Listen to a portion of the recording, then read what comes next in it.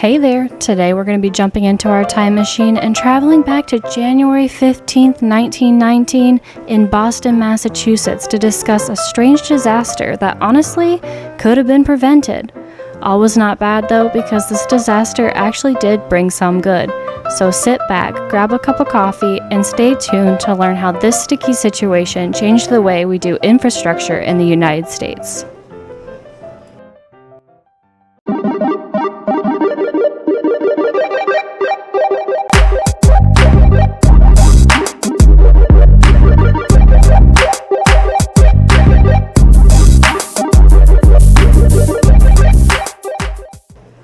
Alright guys, before we get started, let's take a quick run around my frosted heights and see what we got to work with. This is where I have my regular house, and then I have a few other things that I've built here and there for like dream snaps. So we're going to just work around these things, see what we can do with it while we get into our story and start learning about the Great Molasses Flood of 1919.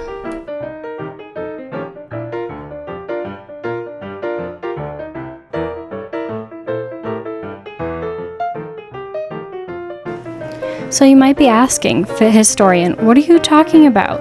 What is this event that you are covering today? The Great Molasses Flood of 1919? Never heard of it. Well, I'm sure some of you have, at least in passing. If you haven't heard of it, now you have. Well, at least you will by the time we're done here together.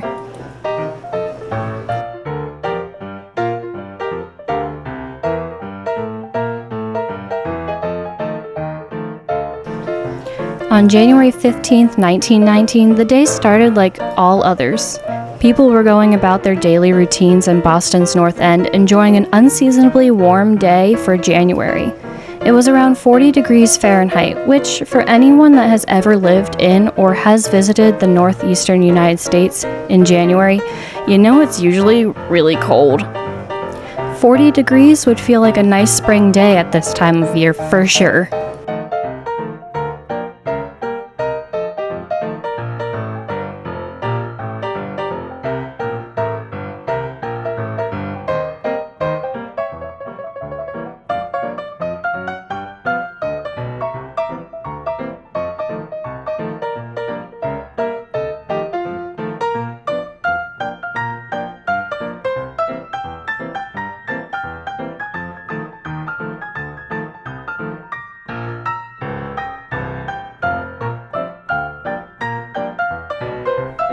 In the North End, there was a distillery called Purity Distilling Company, which was owned by the United States Industrial Alcohol Company, or USIA. At the distillery, there was a tank that was about 50 feet tall that held molasses. You know, the sticky brown stuff that put in gingerbread cookies to help them get their unique flavor and chewy texture. But this molasses was not for Grandma to use for her cookies. The USIA used molasses for the production of industrial alcohol, which was then used in munition, like a popular smokeless gunpowder that was used for World War I. When the war came to an end, the molasses changed pace and was used to make drinking alcohol like rum.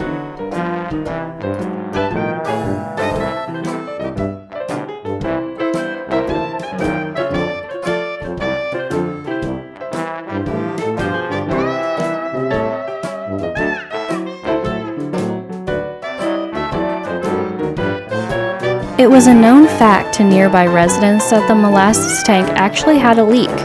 The leak was substantial enough that children that lived nearby were even reported as going to the distillery and collecting pailfuls of this molasses for free. What was the company's fix for the leak though when the residents started complaining?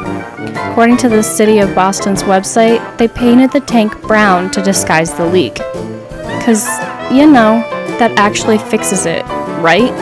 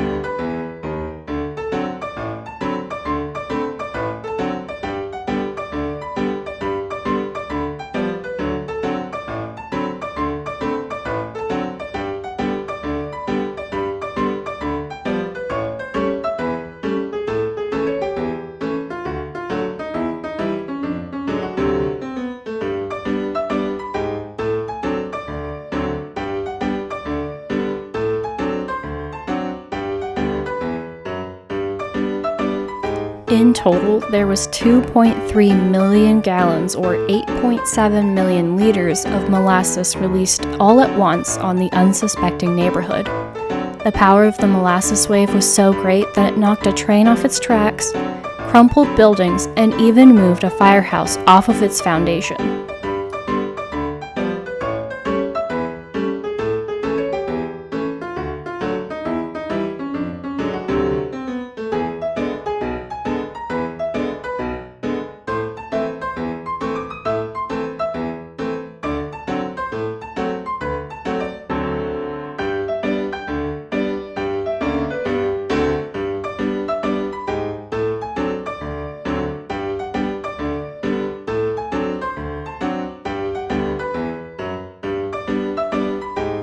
Now, how much did this damage cost?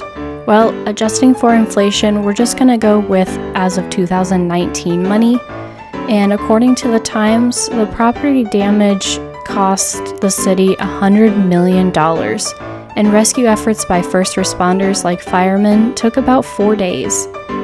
It was learned at this time that this disaster unfortunately claimed the lives of 21 people, all ranging from the ages of 10 to 78. There were also 150 people that were injured in total.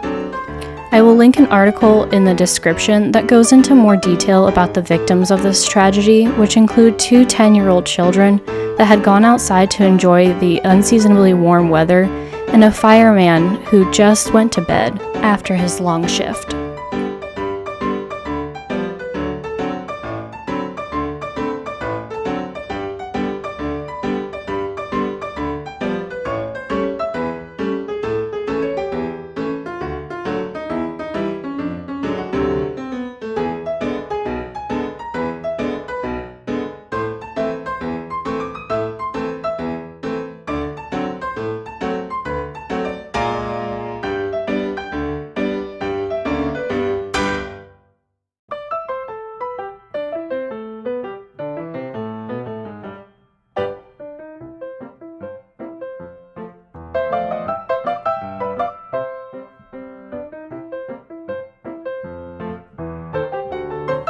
The cleanup was almost impossible. Luckily, after trial and error, it was found that salt water was a great agent to break down the sticky molasses.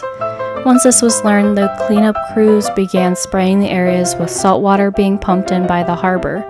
It is said that the smell of molasses persisted, especially on hot summer days, for decades after the disaster.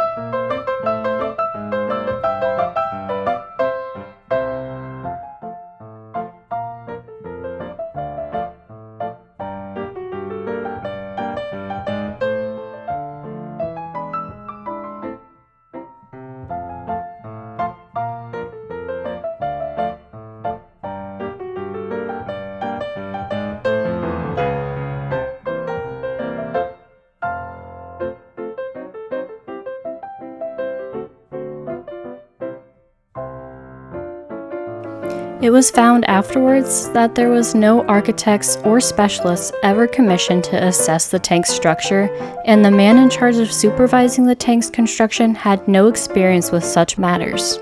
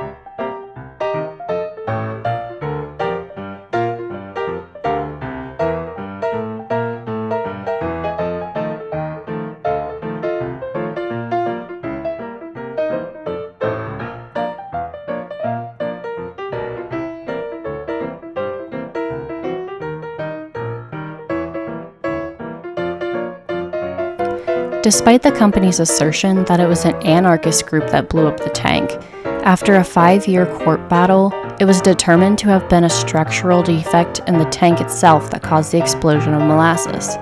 The cause of the explosion can also be attributed to the weather according to the Times. About 2 days before the explosion, the temperature dropped to a staggering 2 degrees Fahrenheit, and by the time the 15th rolled around, the temperature rose to 40 degrees Fahrenheit. This change in temperature would have caused pressure to build in the tank.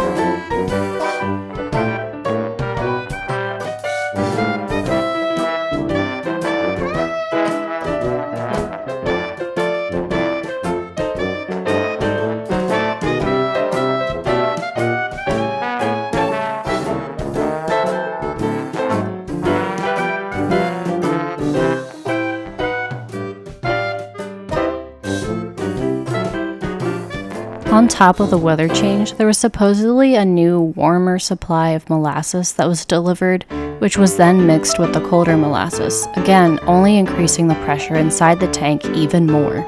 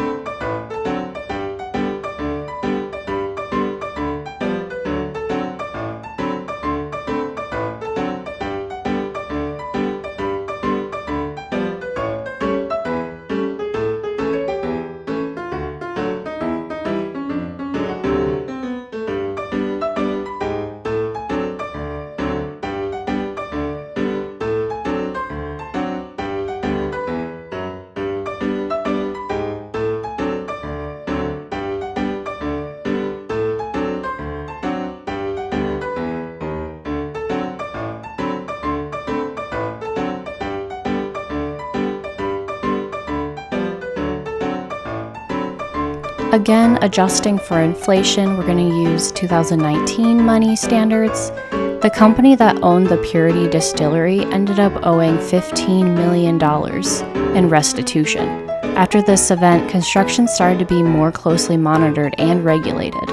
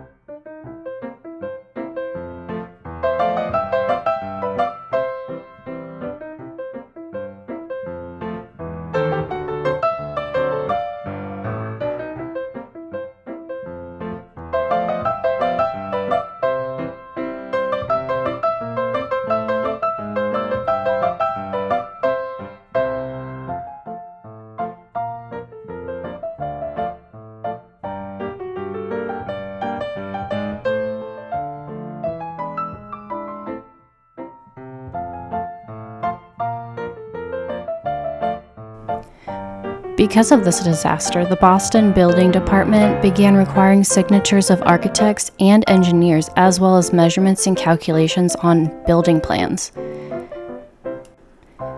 Changes like these also started popping up all over the United States, eventually forming the infrastructure standards that we know today.